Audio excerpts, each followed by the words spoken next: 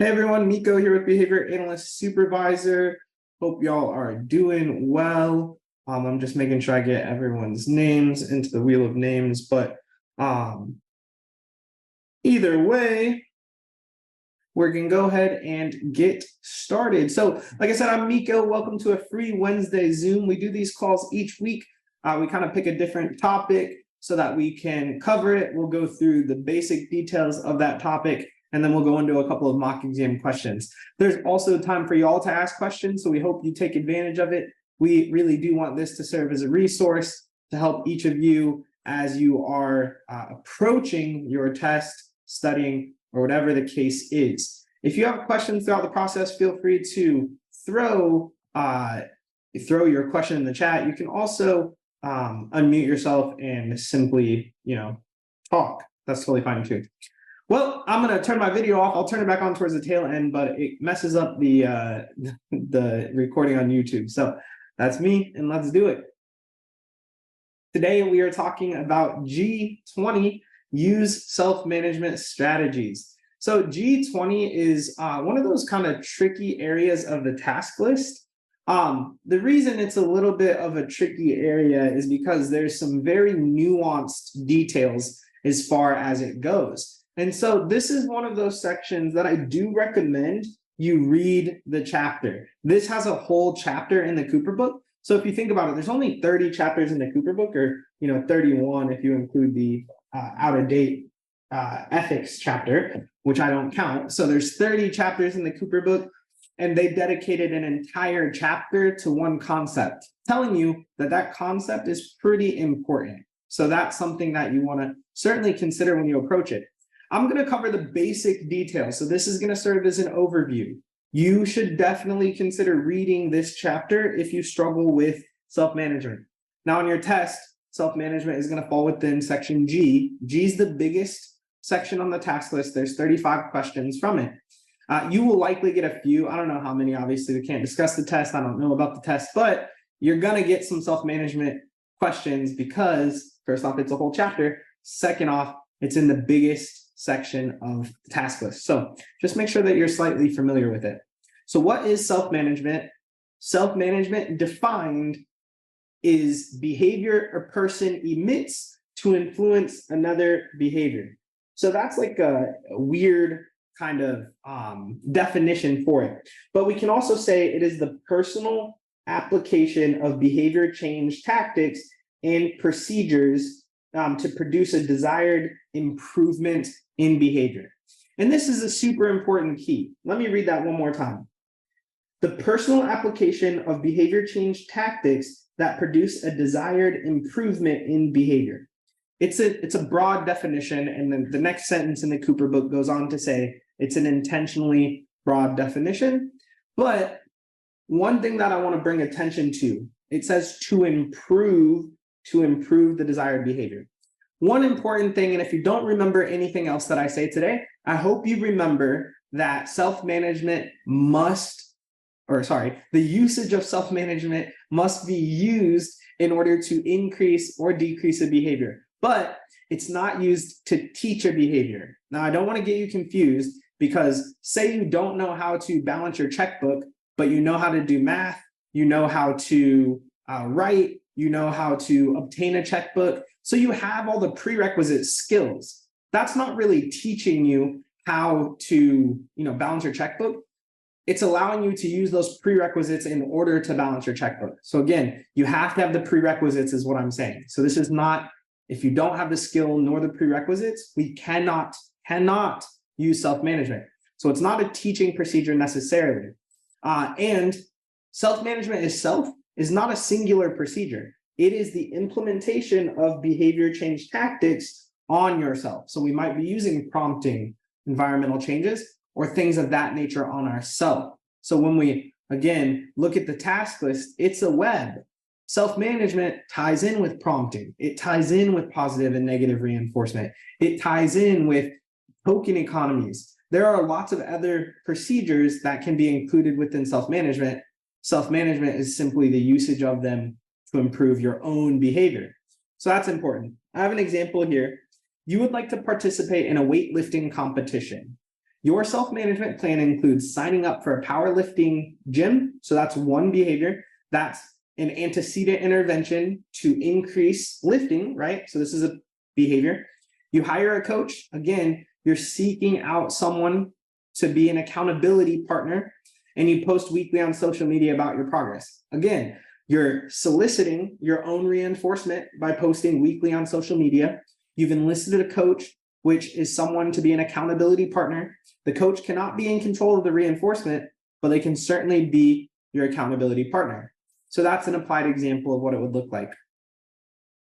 Let's talk about some key pieces of information related to the intervention or the category of interventions. We can include environmental changes. So these are antecedent manipulations. These antecedent manipulations can be manipulating motivating operations. They can be using NCR. They can be, posting something up in your house that reminds you to do something. It can be literally any environmental change, the same as we would use with a client. However, you're using them on yourself. We can use shaping, we can use chaining, we can use prompts. And then I have another comma there because there are a lot of other procedures we can utilize. I just wanted you to see a brief list. So we can take any of these kind of procedures to increase or decrease behavior.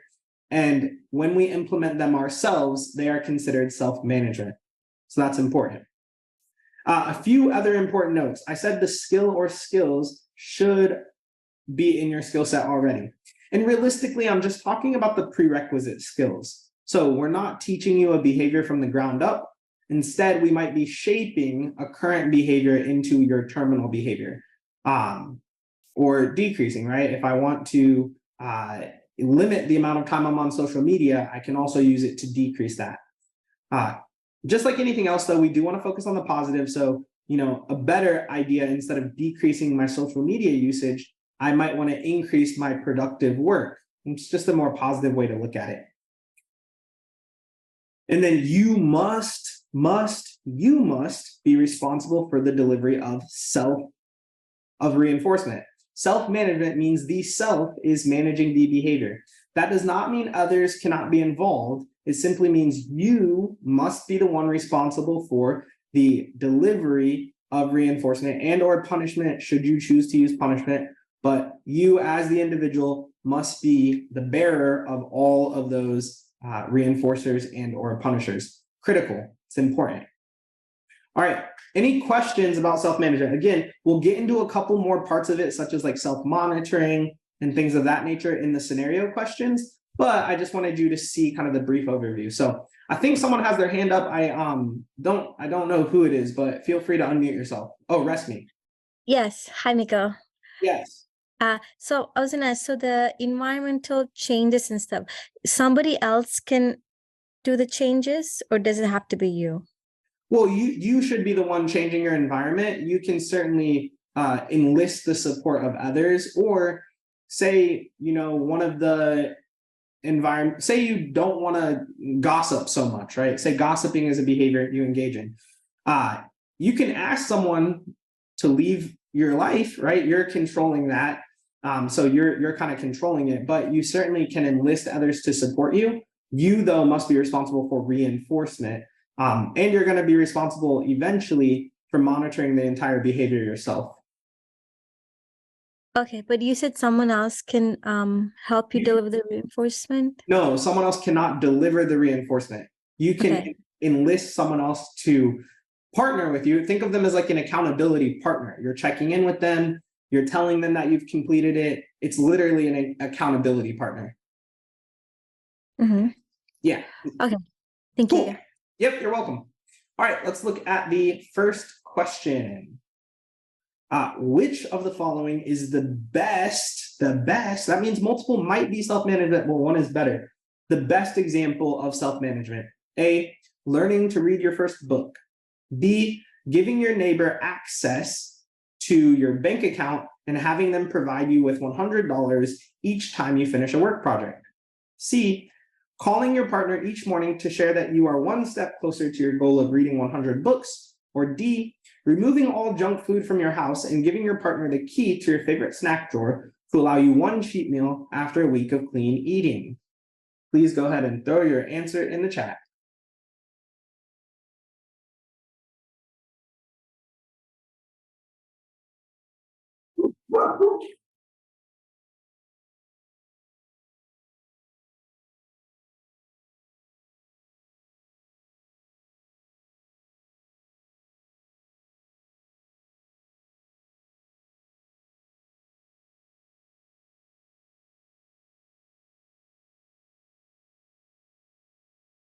All right, so we're pretty split between D and C. So certainly we ruled out A because learning, it's not a teaching procedure, right? So if you were like learning to, or if you wanted to read, my dog's gonna bark because I have a package coming, so I'm so sorry. I'm gonna mute myself for approximately 2 seconds.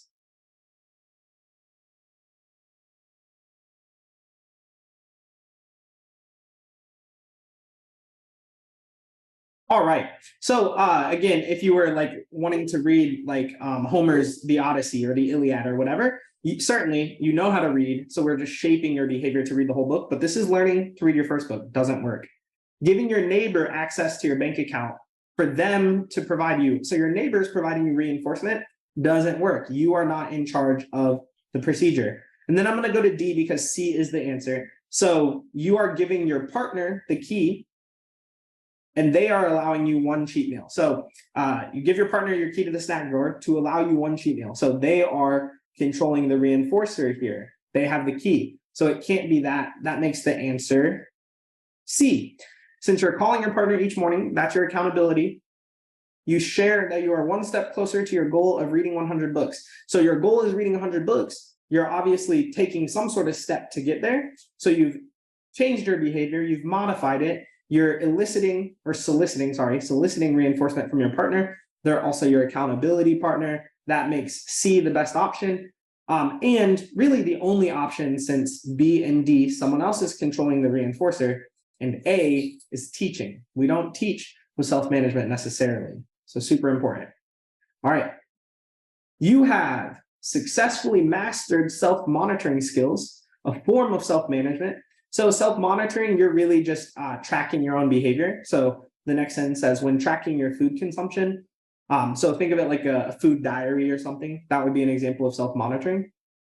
So I'm gonna start over. You have successfully mastered self-monitoring skills, a form of self-management, when tracking your food consumption. After you've done this, you are able to track your completion, your work completion, weight lifted, and hours spent on social media. This directly relates to which advantage of self-management? Increased chances of response generalization, increased chances of stimulus generalization. Small repertoires of self-management skills can control many behaviors, or the promotion of maintenance of behavior change goals.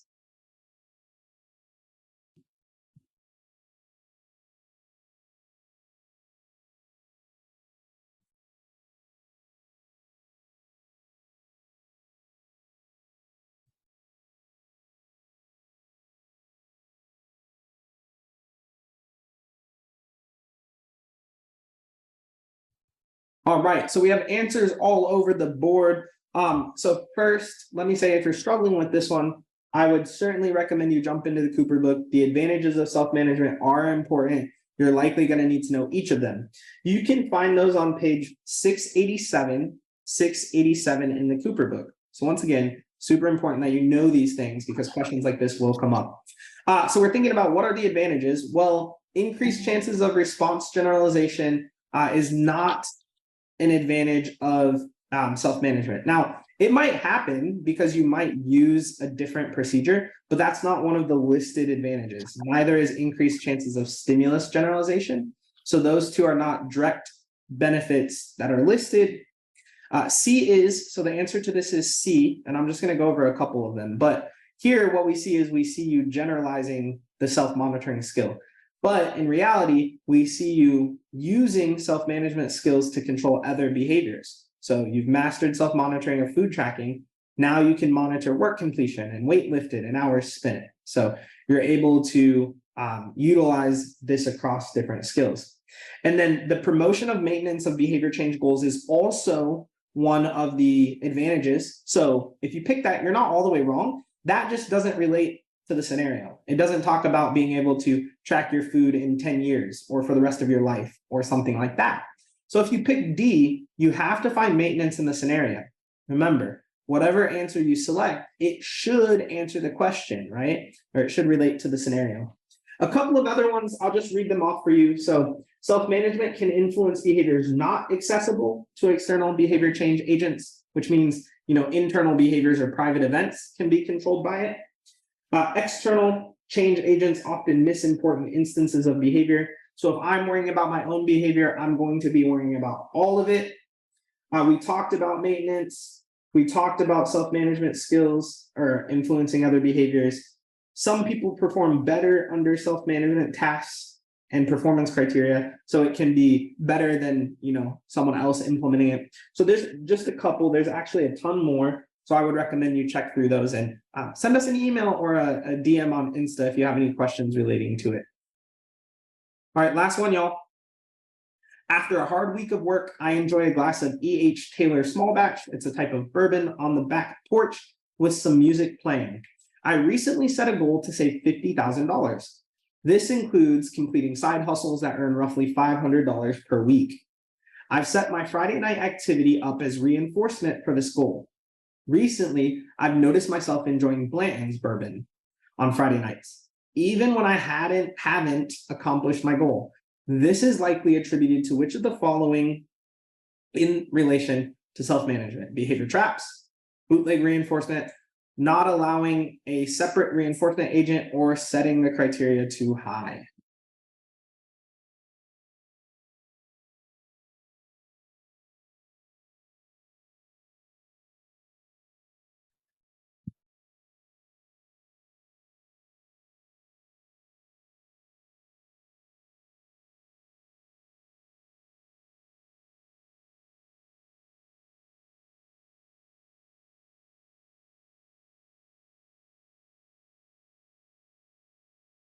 All right, so that's funny. So I'm just gonna go to the answer to this one and then I'll explain, because there was a funny message in the chat. So the answer to this one is B, bootleg reinforcement. This is someone put in the chat, the green marks are on all the answers. This is just the design. So this is temporal contiguity, right? Because the green stimulus is close to the answer, we're going to associate the green thing with being the answer choice, but it's really just due to the spacing, because if we go to like last week's, you'll see the green is here in just random places. So it's so funny, the green spot doesn't move, but due to the spacing, it does. So that's a real life example of temporal contiguity, the relationship between a stimulus and then another stimulus, usually the behavior. So we associate the green stimulus with the correct answer. So super funny. But anyways, the answer is bootleg reinforcement here. Bootleg reinforcement is one of the possible side effects or considerations of self-management. And what bootleg reinforcement is when you access the reinforcer or a variation of the reinforcer without actually accomplishing the goal. So here, the reinforcer was E.H. Taylor, but I access Bland's. And unless you're like a bourbon connoisseur, you're not gonna really be able to tell the difference. Like I've gotten to the point where I can kind of tell the difference, but let's be honest, I'm not super like a connoisseur. So it would be hard to tell the difference. Therefore, Blanton's is likely going to provide the same source of reinforcement. In order to eliminate that, you want to eliminate all reinforcers in that similar reinforcement class. So you want to get rid of all, probably alcohol, to be honest, if that's what's reinforcing. And you probably don't want to do it on the back porch either, because that's a part of the reinforcer. Behavior traps are usually for negative behavior. So here, we're not really talking about negative behavior, so I would rule that out. But an example of a behavior trap is like when you smoke, cures people, or I don't know, curbs people's appetite and maybe relieves their stress or whatever. And so a behavior trap would be engaging in smoking and then it contacting its own reinforcement, which will then make the behavior maintain for long periods of time. We don't see that happening here necessarily. We're using a different reinforcer. That's why it's bootleg. Not allowing a separate reinforcing agent, we wouldn't do that in self-management. So that's a no bueno. and then setting the criteria too high. A couple people put maybe, and I would agree. However, if this were the answer, it would need to say something about baseline or you not, not being able to say $500. It would have something to do with that number there. There's not enough information to answer either way if it is or if it's not. So that's what I want to mention. All right. Well, I hope that you follow us on Instagram. If you don't, you should. We post questions every day. We also post these videos on YouTube and other helpful videos. So if you don't follow us there, feel free. Those of you who attended are welcome to use the discount code PASS in all caps if you want to score some, a discount. It's 10% off on any products. So feel free to check that out. If y'all ever have questions, you're welcome to send us an email. You're welcome to send us a DM on Insta. We are happy to help you however we can, regardless of if you're a customer or not. So we want to make it very clear that, like, if you have never purchased something and you never want to purchase anything, that's okay. We know that there needs to be more BCBAs in the world. And so we want to help you. Obviously, we'd love you to support us as well, but either way is good. So, all right, I have, let me make sure I have everyone's names in here. There's one person, a couple people that jumped on late. So let me throw your names in the chat or in the thing.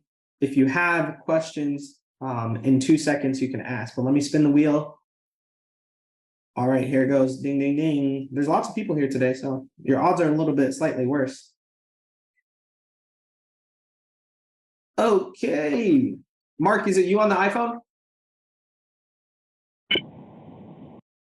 Yes. 469? Yep, Yep. sure is. So, Mr. Mark, Yep. you're a winner. Can you send me an email? Yeah, I definitely will. Awesome. Thank you. Yep, of course. Sweet. So we give away something every week. Mark's won before, so he will be getting free 30-minute tutoring session. So either do that or you get a free mini mock. So I appreciate everyone. Is there any questions? I have a question. Yeah, go ahead, Miss Victoria.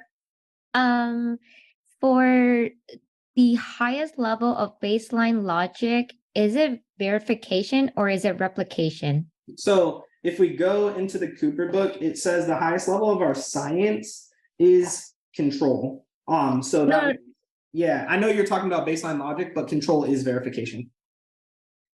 Oh, it's so control goes with verification. Yeah, they're essentially AKAs. Oh, Because if you have control, right, you have verification. That's the only way we have verification. That's how we achieve verification, is through control.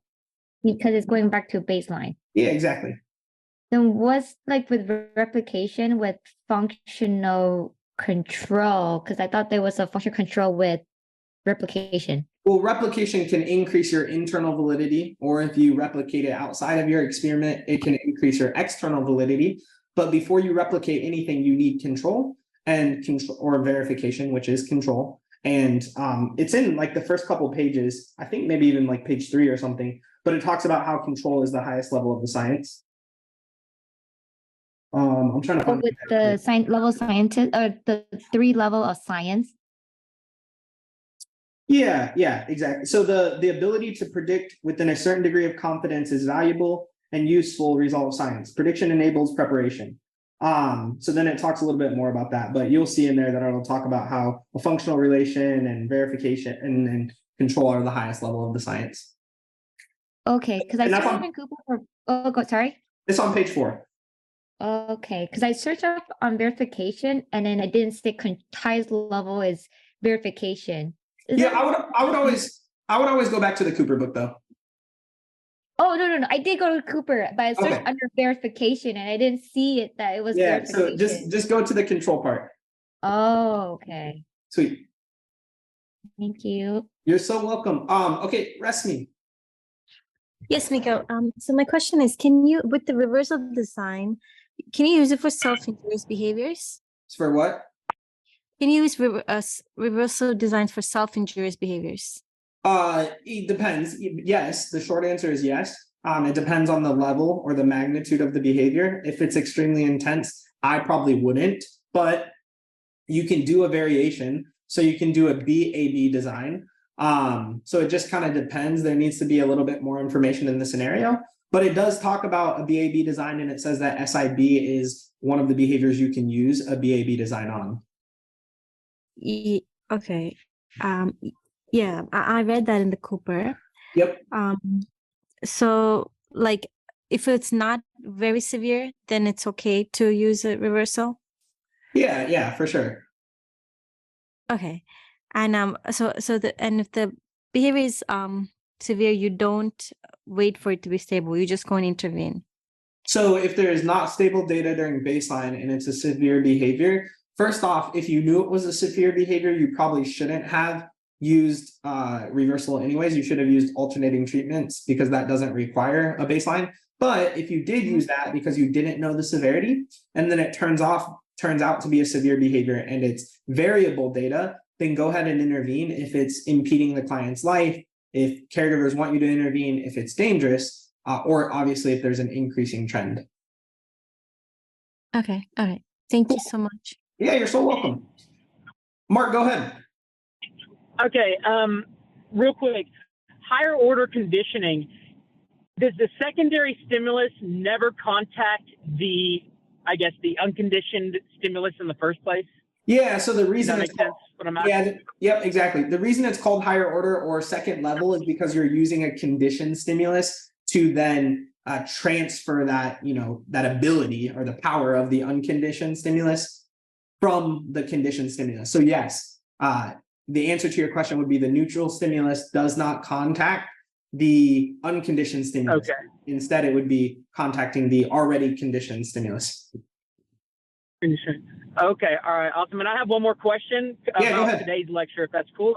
Okay, so self-management strategies, is that something that also pertains to Section I that we want as a goal for our supervisees? Oh, for sure. Yeah. We can certainly use self-management in Section I. I also think that, we see a lot of OBM questions on mock exams nowadays.